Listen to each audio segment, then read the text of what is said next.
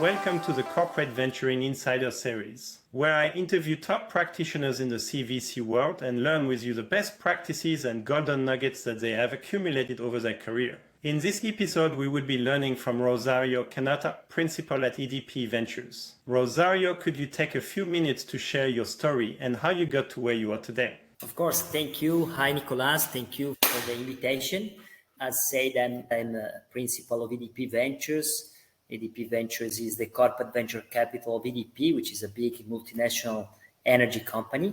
So I'm Italian. I've been working in the US, then moved to Brazil, where I've been living for the last 12 years.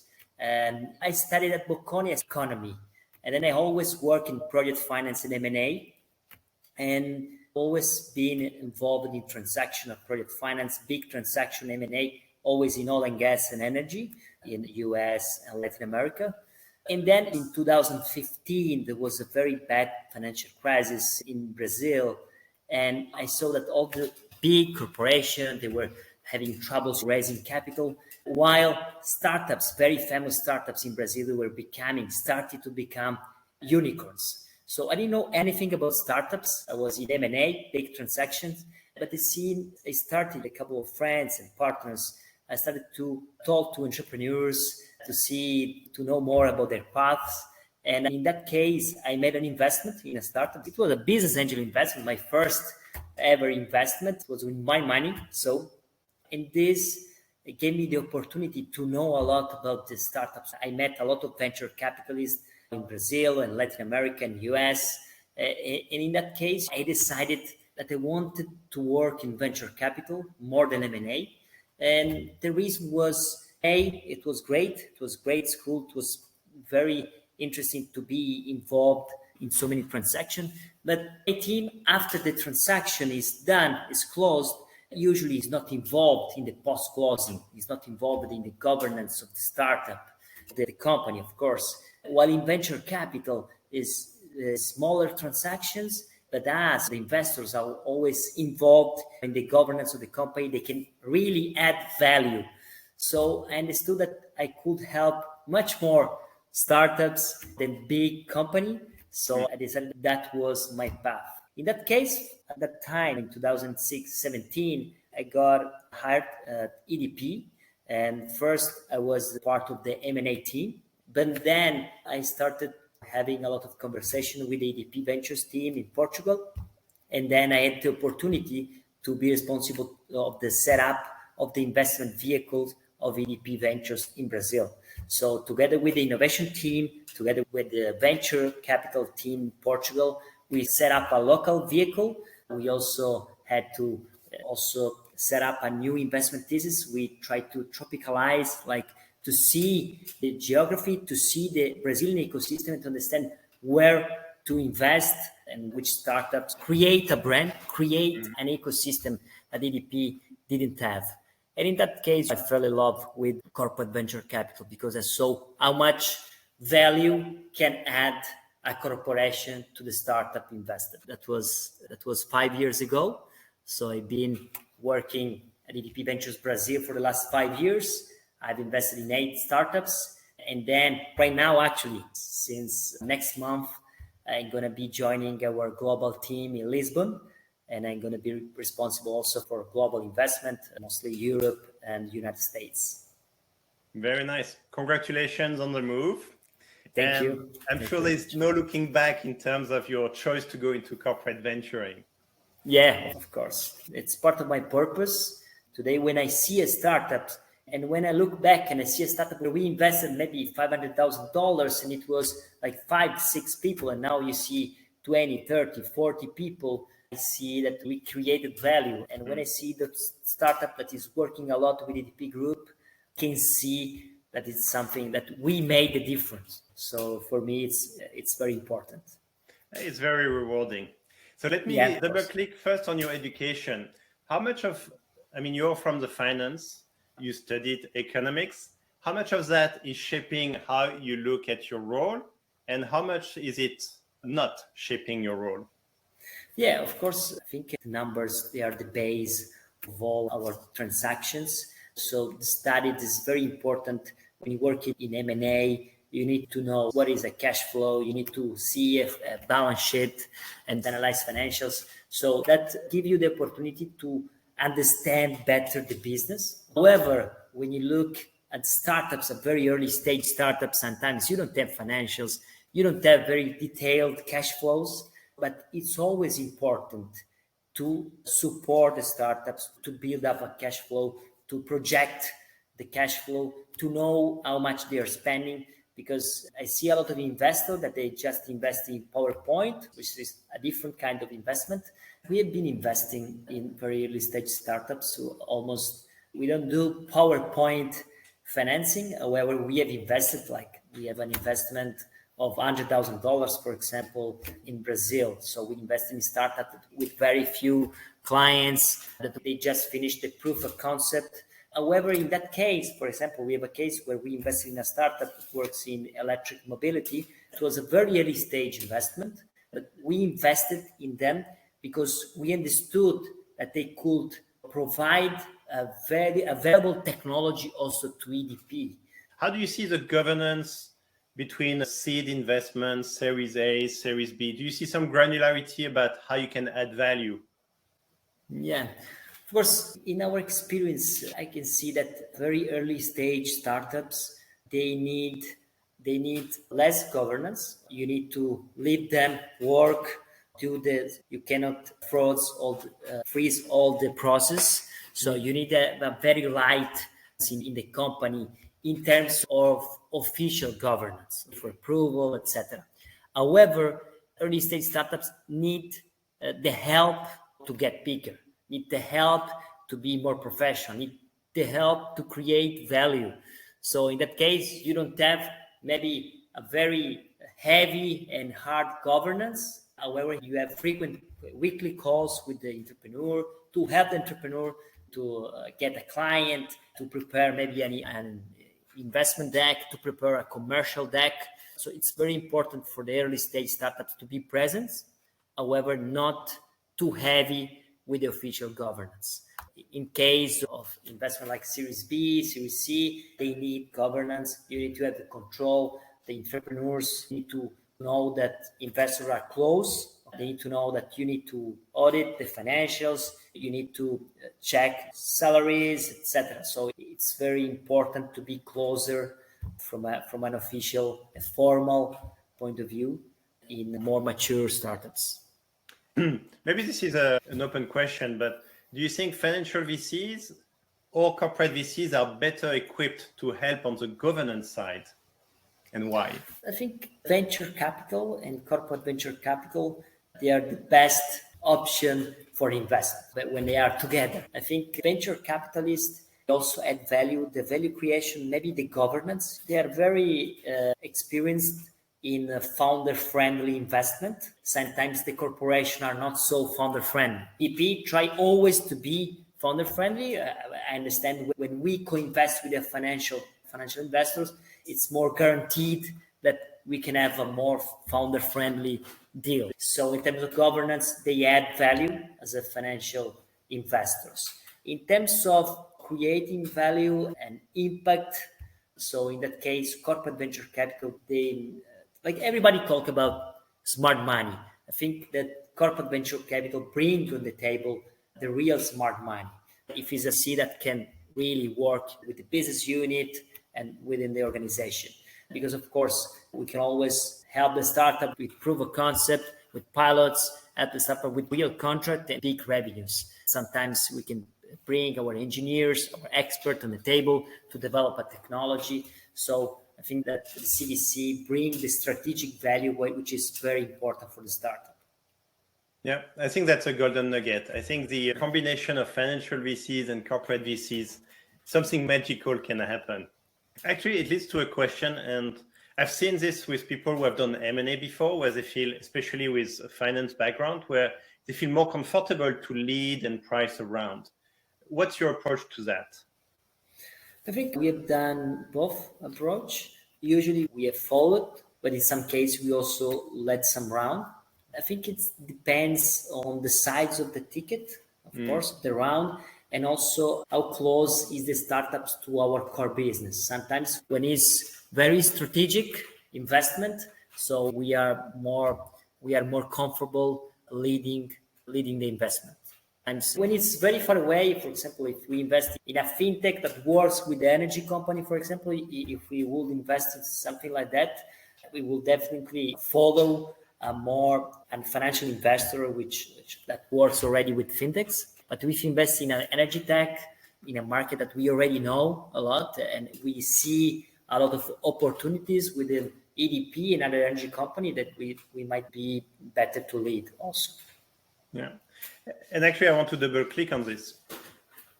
Part of you being a corporate VC of EDP means that you have this access to experts, world experts. How much of that can you rely on making your investments and nearly having an unfair advantage because you have so much insight into a space where it was going to grow? Yeah, of course, for us, we have this really good opportunity to use our internal experts. We call them the innovation domain managers. So there are people that know the technology that we invest, like renewable energy storage and all our investment verticals, innovation domain. So for us, it's very important to engage those experts. So those experts, together with the business units, the managers and the directors of the business unit, are the real key factors of a successful corporate venture capital. So we bring to the table those experts.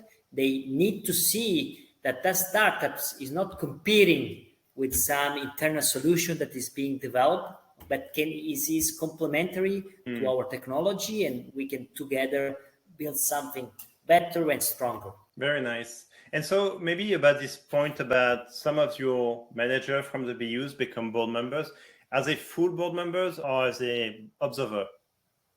Yeah, in one case, we had a full board member. It was in one startup, for example, in Brazil.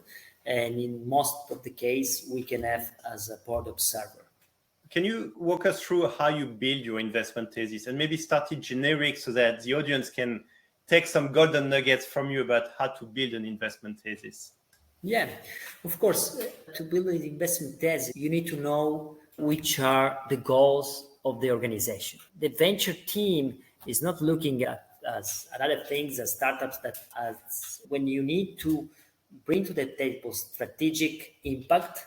So you need the investment team really need to work close with the business unit, with all the organization, to build an investment strategy that can help the organization reach the long-term goals.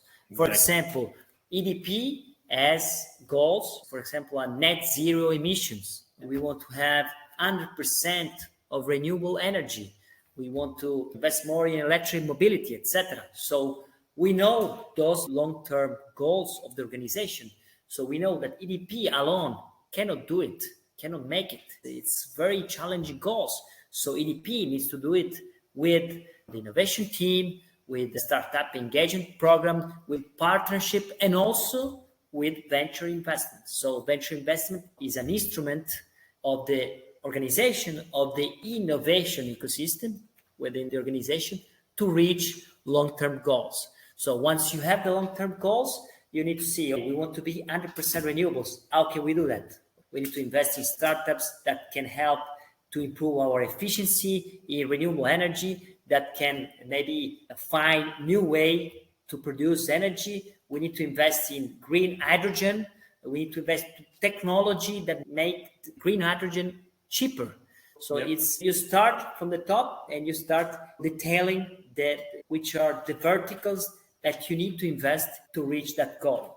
And of course, sometimes things can change. You can discover a new technology. You can test that technology is not working. If the group can change, it can happen. Not just the EDP or the organization can change.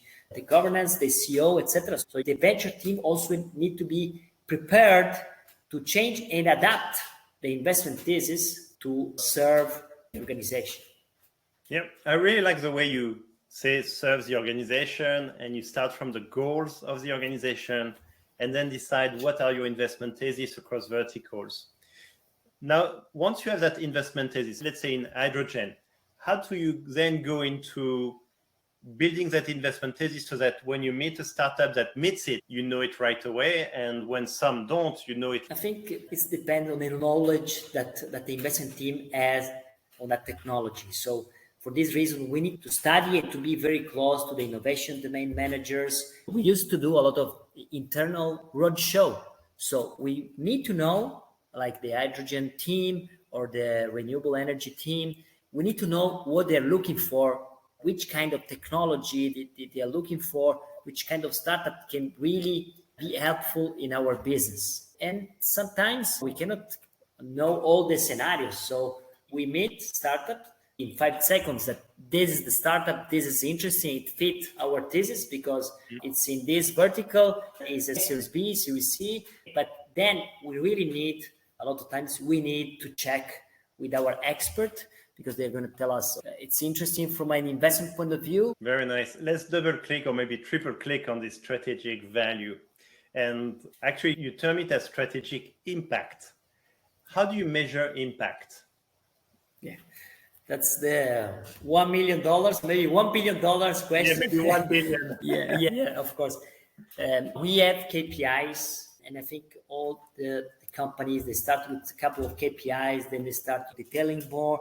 They need to change the KPI. We have to see strategic impact. You need to see the relationship between the startup and the organization, the company. So how we measure those relationships, if they are good or not good, how you measure the CVC is investing in good startups or not. So from our point of view, we usually see how many contracts and relationships are between our portfolio and the business unit. If you have 20 startups in your portfolio and you have just one contract, then you are really not doing a good job. But if a big percentage of your portfolio already work with your organization, then it's a good KPI. Another one, for example, is the amount of the contract. So if you have 10 startups in your portfolio and you have $5,000 of contract or pilot with 5 of them, what are you doing? You're investing very early stage, but you are not yet generating impact in the organization and in the startup. But on the other side, if you have big contract with the startup that you invest in, so you have contract above 100,000, 200,000, million of dollars, then you can see that you have invested in startups that can really impact your organization. It's not always like this. Some startups, when we invest in Horizon 3, they are not going to have revenues for now. But you need always to balance in a portfolio management strategy. You need to balance to see you're bringing value to the startups. We also have other KPIs that can measure not only the impact as a strategic impact, but also, for example, the social impact that you can do. I think all the investors right now need to do sustainable investing. So need to understand that the investment also impacts society, impact the environment. So as an energy tech, renewable energy, we always do investment and we can always measure the environmental impact, which is very important. But what about the social impact? So for us, it's important to see, for example, how many women are in our startups, the diversity in general. So we always push our startups to make choice, to look at diversity, for example. That is something very important also for us to measure our social impact. Yeah. I'll talk about sustainability, but I do the proxy of the contract size to the strategic impact. Clearly, if it's a massive contract, there is value being created and being captured. So I think that's a good golden nugget to track not just the number of contracts, but their relative size. On the sustainability aspect, how do you use that maybe as an investment criteria, or is it once you've invested, you're being more diligent about it? I think sustainability now is always need to be part also of our due diligence and need to be part of our investment decision to see if that startups in terms of compliance and governance, in terms of the environmental impact, social impact. Now it's something that we are starting to include in our investment decision. Investment is something that we always been analyzing, so it's very important. Now let's go higher level up, and let's assume there is a company that doesn't have a CVC today, but they have all the other instruments of corporate innovation, but not a CVC. What would be your argument why they should have a CVC? For me, CVC is the last instrument of the innovation ecosystem for a company. So you cannot have a CVC if you don't have an innovation team, if the organization never worked with startups, if you never had a startup engagement program. So you need to have the innovation culture mature to have a CVC, because you cannot invest in a startup that cannot work with the organization. It's very difficult to have a contract, and compliance block it, and then the legal block it. So it's very important to have very mature innovation culture, and then you can have and structure a system. That's why we did it. I understand that the instrument of innovation, sometimes, for example, acceleration program, that is very important for the business unit and the organization to know new technologies, to pilot a new technology, to do some proof of concept. So it's very important for the organization. However, sometimes when you have the acceleration program, the startup is engaged, the business unit is engaged, the innovation team is engaged. Then the acceleration program finish, and the innovation team has thousands of things to do, and the business unit has other priorities, and the startup sometimes is left alone trying to, for several months, to negotiate a contract. So when you have a CC and you invest in that startup, you create a closer relationship. It's not a temporary relationship, it's a wedding. So you need to be close to the startups, and when you are a part of the startup, this helps you with the business unit to have stronger arguments and to have their attention, to be more patient and to invest time and money to make it happen. It's easier for us as investment team to push the startup to have a very close relationship, to build a closer relationship with the business unit, which is fundamental. Very nice. And so what I'm taking away is it's a very important instrument once you have the other instruments, and they have to play together a beautiful music. Yes. I want to take advantage of your experience of 12 years in Brazil to maybe deep dive a little bit about what's so special about Brazil. Everyone knows it's a very entrepreneurial country, very big market, but can you share a bit more depth into what makes Brazil so important for VCs and CVCs? Yes, Brazil is, as everybody knows, is a country with more than 200 million people. So it's a huge market, and average people, they're young. So if you compare to Europe, for example, so they are very open to technology and to use the credit card and to use internet to buy stuff. All the startups that work in the B2C market, if they are good, they can scale very fast in Brazil. So that is a very, very good thing about the Brazilian ecosystem. Also, it's an ecosystem which is very new. As I mentioned earlier, the ecosystem was starting to be more famous and with a lot of investment in 2015. Before 2015, there wasn't so many corporate venture capital or venture capitals or business angels. In the last 7 years, the ecosystem has been developing very fast. So we have every year more investment from Brazilian venture capitalists and then also American venture capitalists and European venture capitalists, because there is a lot of things to do. Brazil there is a lot of talent developing great technology, software technology in fintechs, for example. So we have seen a couple of unicorns as fintechs and more maybe. So it's an ecosystem which is growing a lot. Very nice. From all your time in EDP Ventures, what is your biggest learning, maybe a best practice that you would want to share with the audience? My biggest learning is, as a CVC professional and also my team, I always try to build great relationship with the business unit. CVC professional, we need to have people skills and they need to be close to the business unit, because sometimes a lot of people say the innovation happens in the coffee, and that's true. I've been working for EDP for the last 5 years, and having good relationship with directors and managers of the business unit helped me and help the startups I invested in, because we always found a way to make things happen. So I think relationship with business unit and managing director of business unit, be involved in the investment process, in the analysis. It's critical for a successful corporate venture capital. Very nice. And maybe my last question is, what is this you've seen from other CVCs which looks like a good practice, but in effect is not a good practice and actually hurts potentially their reputation? A warning to other people to saying, this looks good, but maybe not. Yeah.